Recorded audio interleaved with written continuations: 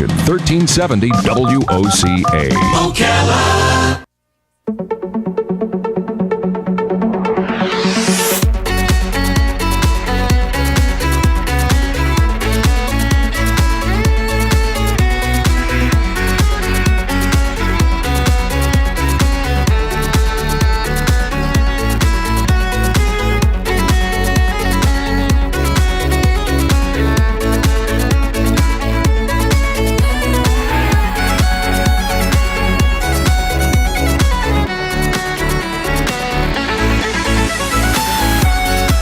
All right, 21 minutes before 9 o'clock. Thank you for tuning in to The Source, WOCA, this beautiful Wednesday morning. Hope you're doing well. This is the segment of AM Ocala Live that we call News Bites. We take the news and we shrink it. We abbreviate it. We get to the point, cut to the chase, deliver to you the news, and we will squeeze in as many as we can between now and 9 o'clock.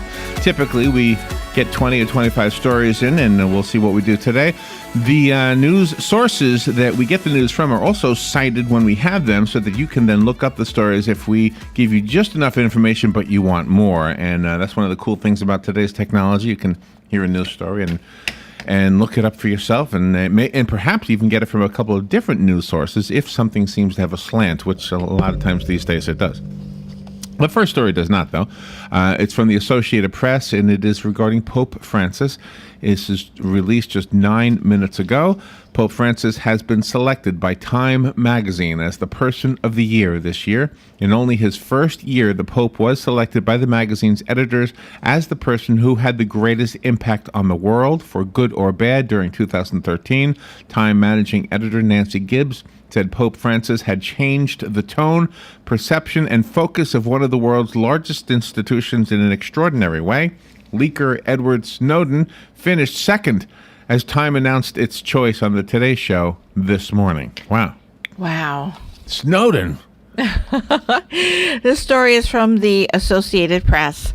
World leaders bowed and prayed yesterday before the flag-draped casket containing the body of Nelson Mandela, having a final look at the anti-apartheid icon in the amphitheater where he was sworn in 19 years earlier as South Africa's first black president. Some made the sign of the cross, others simply spent a few moments gazing at Mandela's face through a glass plane atop the coffin at the Union Buildings in South Africa capital Pretoria. Leaders like Zimbabwe President Robert Mugabe, South African President Jacob Zuma, and others passed by the casket in two lines. 4 junior naval officers in white uniforms kept watch. Celebrities like singer Bono of the band U2 also paid their respects. So did F.W. de Klerk, the last president of white rule who shared a Nobel Peace Prize with Mandela for ending the apartheid era. Mandela's widow, Grace Machel, his former wife, Winnie Madikizela Mandela, and other family members also viewed his body.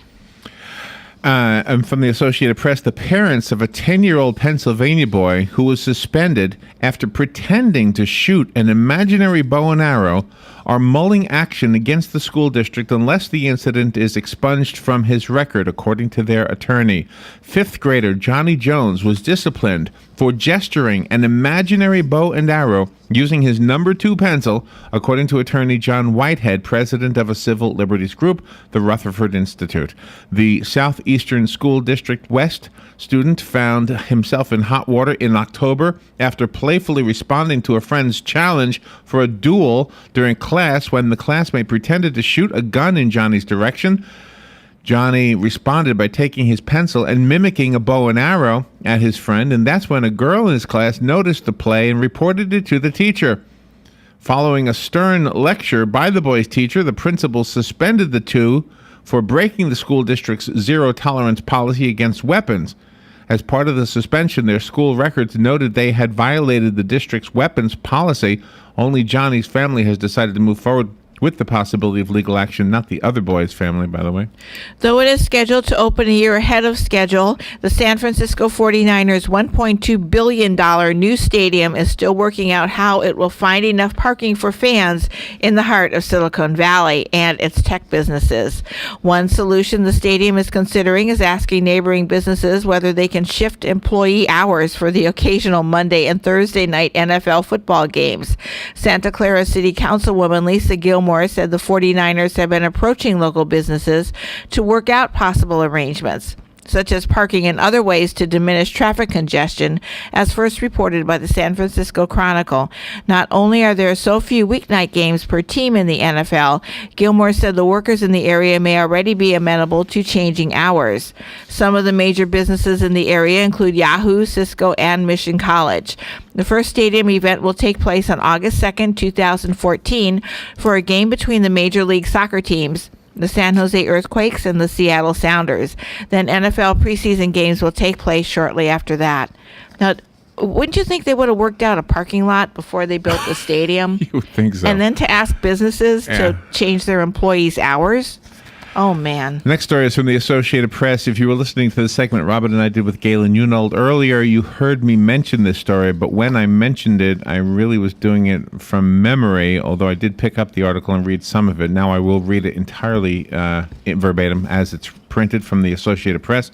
The parents of a Marine sergeant who died while stationed in Greece say that they discovered weeks after his funeral that his body had been sent home without a heart, and that the Department of Defense later gave them somebody else's heart in its place. Craig and Beverly LaLoupe, who are suing the department, said yesterday that authorities told them 21-year-old Brian LaLoupe had shot himself in the head during a party at the U.S. Embassy compound in Athens where he worked a security detail. The Marine was taken to an Athens hospital and died a few hours later. 6 days after that, on August 18, 2012, the state-run hospital performed an unauthorized autopsy, according to the family's lawsuit, filed last Friday in Pennsylvania. The LaLoupes don't know what happened to their son's heart. They say a heart arrived months later, and the Department of Defense and Greek authorities claimed it was their son's heart. However, a months-long wait for DNA results proved otherwise. Brian LaLoupe, who was buried with full military honors, had served in Afghanistan before being selected for the embassy detail in 2011. He first worked in South Africa, where a photograph shows him with visiting First Lady Michelle Obama. He loved the Marines, but was upset about a recent romantic breakup, according to the family's lawsuit, which seeks at least a minimum of $75,000 in the federal lawsuit. A house guest who moved in with an elderly California woman 10 days before the woman died and allegedly became a beneficiary of her will has been charged with forgery and burglary and is being investigated to determine whether she has a history of moving in with elderly and ailing people. This is a statement from the Los Angeles police. Phyllis Siaka, 80, of Mission Hills, passed away last month, and at first her death did not raise any questions because she had been in failing health. Lieutenant Paul Vernon of the Los Angeles Police Department told ABC News. At the time of her death, Patricia Tisha Rodriguez, age 56, was living with Sioka. Sioka's son, Charles Dominic, told ABC News affiliate KABC, saying that Rodriguez started showing me a will that stated the mobile home and a gold tea set was going to be given to her. When Sioka's family informed police of the last-minute change in the will, police asked the mortuary to put a hold on the body for an autopsy. Toxicology results are pending. Rodriguez has been charged with burglary and forgery, and police are looking into whether there are other alleged crimes, reported by ABC News. And this from the Associated Press. Children's Healthcare of Atlanta wanted to bring the magic of the season to their sick children and families, so they created a winter wonderland of snow at all three of its hospitals, all at the same time. It was a tightly held secret. Only a handful of employees knew that the surprise event would happen. At dusk on December 2nd, it began to snow, and snow for an hour outside the hospital rooms where children were getting treated for cancer, waiting for heart transplants, and in the intensive care unit. What more magical and childlike than snow, especially in Atlanta, asked a spokeswoman from Children's Healthcare of Atlanta. It was a balmy 57 degrees that day, so dozens of the children, many in wheelchairs hooked up to IVs and wearing surgical masks, ventured out to just feel the snow for themselves. Those who were confined to their hospital beds were able to watch it through their windows. It all started out as a desire to do something big for our patients, said the spokeswoman. It's such a special time of year, and children in the hospital don't get to celebrate. Only a small group knew the skies would start snowing, mostly the security team. A shipment of highly radioactive cobalt-60 was safely recovered yesterday after sitting in the cornfield where it was found a week ago, dumped by truck thieves in central Mexico. The country's nuclear safety director said. Juan Ibenschutz, director general of the National Commission of Nuclear Safety and Safeguards, said a robot was used to scoop up the dangerous material and deposit it in a safe container for transporting to a nuclear waste treatment facility. This is a quote. "It's been recovered and it's on its way to the waste site." Iben Schutz had said the Cobalt-60 was still in the field because emergency workers hadn't been able to get the robot close enough due to bales of corn stalks in the field. He said workers were clearing a path. The federal police force said it provided the robot. Its statement added that 100 federal police, Marines, and local officers were still guarding the area. The Cobalt-60, which was from obsolete medical equipment used in radiation therapy, was being transported to a waste facility by a truck that was stolen at gunpoint early on December the 2nd, when the driver stopped to rest at a gas station in Hidalgo State. 2 days later, authorities found the truck abandoned in neighboring Mexico State.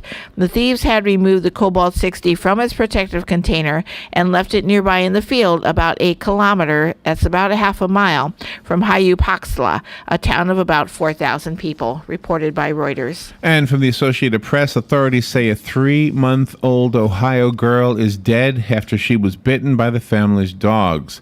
Police say Mia Gibson was bitten inside the family's Columbus, Ohio condominium yesterday morning. She was pronounced dead at a hospital. Sergeant Stephen Little told the Columbus Dispatch newspaper the family's 2 Shiba Inu dogs didn't appear to have attacked the baby, but rather were playing with her. Little, the girl, had been on the couch. I don't know if that's her name. No. The little girl, they did it wrong. The little girl had been on the couch with her father and apparently fell to the floor as the father slept. Police say the girl had been born prematurely and was brought home from the hospital around Thanksgiving. They're calling her death an accident. Columbus police say it doesn't appear the parents will be charged. 3 months old. Oh, wow. Oh, my God. Sad story. Poorly written story, though. And allegedly jealous wife is sitting in jail accused of running over her husband outside of a Christmas party. Model Christina Forrest, age 24, and her 34-year-old husband went to a holiday party in Queen Anne, Washington on Saturday, where the man told police that his wife began to act jealous and angry. His wife left the party and then called her husband to come outside to talk to her, and they continued to argue in the car. During their argument, her husband got out of the vehicle and started walking away. His wife drove towards him and hit him. She was believed to be intoxicated by the officer and was eventually arrested for domestic violence. Forrest was arrested and charged with assault. She is being held in King County Jail in lieu of $75,000 bond. Her husband, whose name was not released, was taken to Harborview Medical Center with injuries to his face, wrist, and legs. He is in stable condition. According to officials, the husband and wife have been married for 1 year, reported by ABC News. And the next story is from the Associated Press. Rescuers said a Nevada couple and 4 children were found yesterday bundled up by a fire after spending 2 days in sub-zero temperatures in the wilderness. You remember this story, Robin? Oh, yes. 34-year-old James Glanton, his girlfriend Christina McEntee, who is 25 years old, and their 2 children, a niece and a nephew, never returned after driving into the mountains of northern Nevada Sunday afternoon to play in the snow. 200 searchers fanned out across the area, which is located roughly 100 miles northeast of Reno. And what the family did to stay warm and calm during the 2-day ordeal was apparently the thing they needed to do, which was to start a fire. The family's Jeep Grand Cherokee drove over an embankment and flipped over on Sunday, which is why they were stuck there. Chris Montes, a member of the rescue team, said the family wasn't lost, but figured someone would come to its aid. The family members knew a search team was looking for them because they could hear whistling and saw choppers flying overhead. As they waited for help, The adults built a fire, which they kept fueled for 2 days. When the family was located, the rescuers said the children were bundled up and in good shape. A search team followed tracks on the road, which led them to footprints. Using binoculars, they were able to see the family's overturned Jeep. Dr. Douglas Vasek of Pershing General Hospital said the entire group, including the 4 children who range in age from 3 to 10 years old, did not suffer frostbite. I think there were 2 other children that were not the couple's children, so that's why there are 4 children and 2 adults. Gosh. This is a story from the Associated Press. A man who says Chicago police tortured him until he confessed to a rape he did not commit was expected to walk out of an Illinois prison yesterday after 30 years behind bars. Stanley Rice's release from the Pontiac Correctional Center comes after Cook County Judge Richard Walsh overturned Rice's conviction on Tuesday, saying officers lied about how they treated him. The ruling was just the latest development in one of the darkest chapters of Chicago Police Department history, in which officers working under former Lieutenant John Burge were accused of torturing suspects into false confessions and torturing witnesses into falsely implicating people in crimes. Rice has insisted for years that he confessed to the 1982 sexual assault after officers beat him in the groin and face, and a witness testified at a hearing yesterday that he falsely implicated Rice in the rape after 2 Chicago police officers under Burgess's command tortured him. Rice, 59, was sentenced to 100 years in prison. Wow. From the Associated Press, Jim Hall, one of the leading jazz guitarists of the modern era, whose subtle technique, lyrical sound, and introspective approach strongly influenced younger protégés such as Pat Metheny and Bill Frisell, died early yesterday at the age of 83, according to a statement issued by his wife. Hall died in his sleep after a short illness at his Greenwich Village apartment in Manhattan, according to Jane Hall, his wife of 48 years, who described her husband as truly beloved by everybody who ever met him. Hall, who led his own trio since the mid-1960s, remained active until shortly before his death. Last month, his trio performed a concert of jazz at Lincoln's Center Allen Room with guest guitarists John Abercrombie and Peter Bernstein. He had been planning a duo tour in Japan in January with bassist Ron Carter, who was a longtime partner. Relatives of a recently deceased 66-year-old woman discovered the skeletal remains of 2 infants in a footlocker at her Northeast Ohio home, police said yesterday. A man contacted investigators after he and a cousin found the remains Monday in the lock container while cleaning out his mother's mobile home in North Canton, about 45 miles southeast of Cleveland. The woman died in late November. It's not clear how old the remains are, but it does not appear the children died recently. The remains, including a partial skull and other small bones, were in a plastic bag that was in the worn light blue locker with a small blanket and other items. Canton Police Chief Stephen Wilder said that the bag also appeared to contain some sort of cloth that had deteriorated. Investigators searched the home but found nothing else noteworthy. The Stark County Coroner's Office confirmed the remains were those of 2 infants, and the office plans to have them examined by anthropologists at Mercyhurst University in Erie, Pennsylvania. That examination and a DNA analysis could help address lingering questions, including the ages and gender of the children, but it's not clear if there is enough evidence to determine what happened to them, reported by ABC News. And this from the Associated Press. The only original copy of the Magna Carta in the United States is the centerpiece of a new museum gallery at the National Archives, tracing the evolution of rights and freedoms through present day. This morning, the archives will open to its new Records of Rights permanent exhibit in an expanded museum space on the National Mall. Philanthropist David Rubenstein donated $13.5 million to fund the project, along with funds from Congress. Rubenstein also is loaning the 1297 copy of Magna Carta to the archives. Magna Carta was the first English charter to directly challenge the monarchy's authority. It became a precedent for the concept of freedom under law as envisioned by America's founding fathers. The historic document will be surrounded with documents and images exploring the evolution of citizenship, equality, and free speech.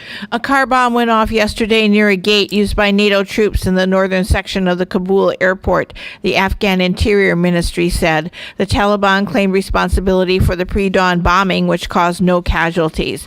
The German military said one of its convoys returning to the facility was targeted in the explosion, which damaged 2 vehicles. The entire convoy, including the damaged vehicles, was able to continue to the airport. The Kabul airport has both a civilian and a military section, and the explosion occurred on the military side.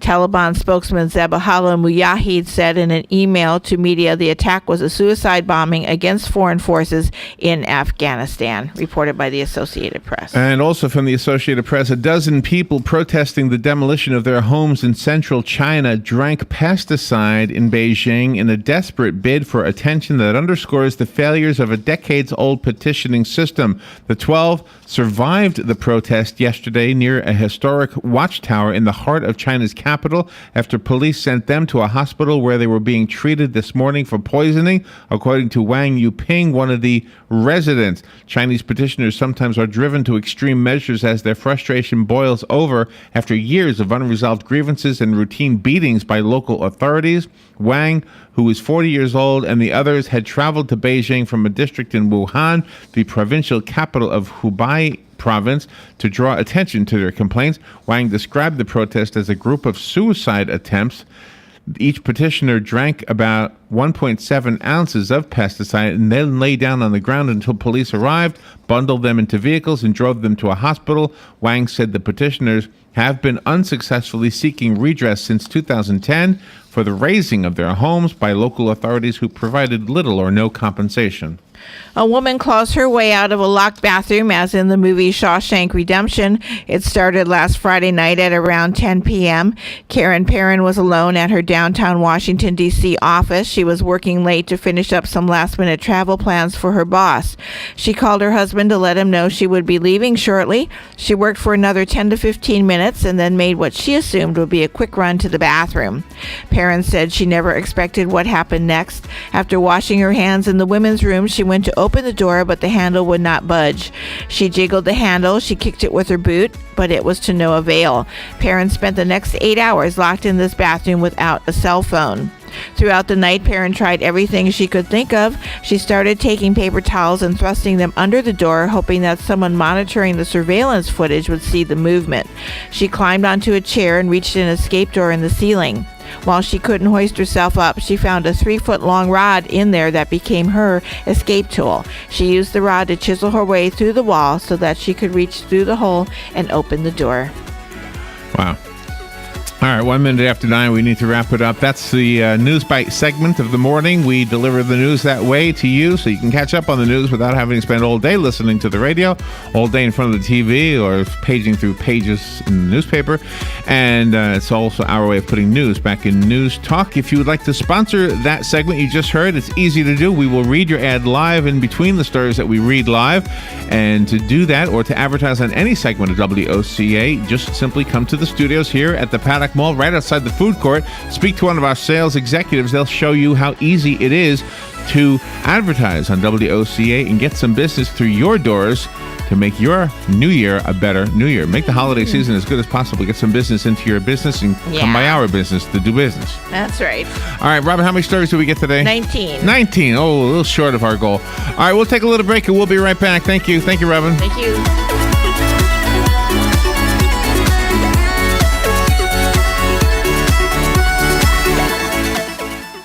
Ocala's information station, 1370 WOCA. Ocala. ABC News Now. I'm Karen Chase. Time magazine has chosen Pope Francis its Person of the Year, saying by focusing on compassion, he's become a new voice of conscience. A new ABC News Washington Post poll finds he has a 92% favorability rating among American Catholics. Women are catching up to men in salary, but feel they're losing the race for respect. A new Pew Research Center study finds women ages 25 to 34 now make 93% as much as men in the workplace, up from 67% in 1980, but still face discrimination. 6 members of a lost family were found alive after after being stranded in the frigid mountains of Nevada for 2 days. They survived by burning one of the tires of their overturned Jeep. A 6-year-old Colorado boy was suspended for kissing a classmate on the hand, but his mom says school officials were out of line in calling it sexual harassment. Supermodel Giselle Bundchen has posted a polarizing photo online preparing for a photo shoot.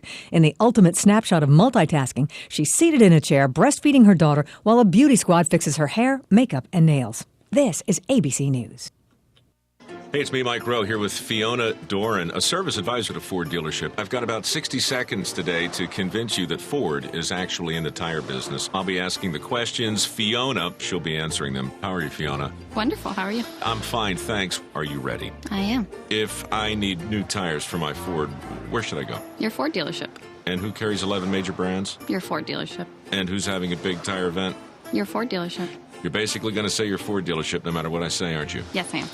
Nice shoes. Where'd you get those? Your Ford dealership. Come see the vehicle experts and get a $70 mail-in rebate when you buy Ford Select tires. Plus another $70 when you use the Ford Service credit card. That's up to $140. What's the capital of Wisconsin? Your Ford dealership. That's technically not true. Subject to credit approval. Rebate by check. Other tire manufacturer rebate or offer cannot be combined, or Ford Service credit card rebate or offer. See your participating Ford dealer for details through 12/31/13. The weather is brought to you by myfwc.com. Life jackets save lives. Wear it, Florida. A nice day today with a mix of clouds and sun, but there may be a shower along the coast. The high is in the upper 70s. A passing shower near the coast. Otherwise, it'll be partly to mostly cloudy tonight with a low of 58 inland, 66 along the coast. For tomorrow, not as warm with clouds and sun, maybe a shower near the coast, the high 67 to 76. For Friday, partly sunny with a shower in spots near the coast, the high 71 to 75. From the Florida Weather Center, I'm meteorologist Joe Lundberg. This is a public notice. Local residents can now save thousands of dollars on their next car, truck, or SUV. It's not a tent sale, because no tent is big enough to hold this many cars. It's OcalaForSale.com.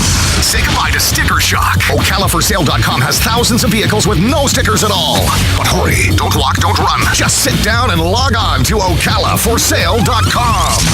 Prices and inventory change daily. Offer does not include dealer upcharge, undercutting, loss proofing, factory surcharge, or delivery fee. See website for details. Here's what you may have missed on the John Tesh Radio Show. All right, so here's an interesting hypothesis. The best advice is usually the advice we ignore. Here's how to drop 5 pounds in 1 week. Ditch the foods that cause bloat, and then eat more lean protein, berries, and fresh veggies. And then increase your water intake to 8 to 10 glasses a day. Couples who reminisce about happy experiences after a fight report higher levels of relationship satisfaction than those who do not. Intelligence for your life on the John Tesh Radio Show. Don't miss this stuff. Don't get caught without your daily source of senior deals. Pick up your copy of the Senior Voice newspaper. It's your source for schedule and events tailored to seniors, with information you need, like a list of free events in the area. We even have Tom's Picks, a free referral for people who are looking for a company to do work for them. Tom's Picks will refer the company to you that fits your needs, and all we ask in return is that you tell them where you heard about them. For more information, call Tom's Picks, 352-804-1223. And pick up your copy of the Senior's Voice at most any business up and down the 200 corridor. Now read Ocala Downtown newspaper online. Legally Yours, brought to you by Fuller & Fuller Attorneys at Law. On the air every Wednesday morning at 10:30 a.m. with John Fuller, a board-certified civil trial lawyer for over 25 years. John welcomes your questions, from business to complex family matters to legal disputes. So tune in every Wednesday morning at 10:30 a.m. for Legally Yours with John Fuller, right here on WOCA 1370 AM and 96.3 FM, The Source. Gene Powell Pasture Mowing. Our tractor services include bush hog, disking, front end loader, box blade, and stump grinding. We also have zero-turn mowers for the smaller paddocks, aisleways, fence rows, and lawn care. Fence row spraying is also available for weed control. We are licensed and insured. Gene Powell Pasture Mowing, 352-629-2440, or online at powellgene, Gene, at yahoo.com. Gene Powell Pasture Mowing. Ocala's information station, 1370 WOCA. Ocala.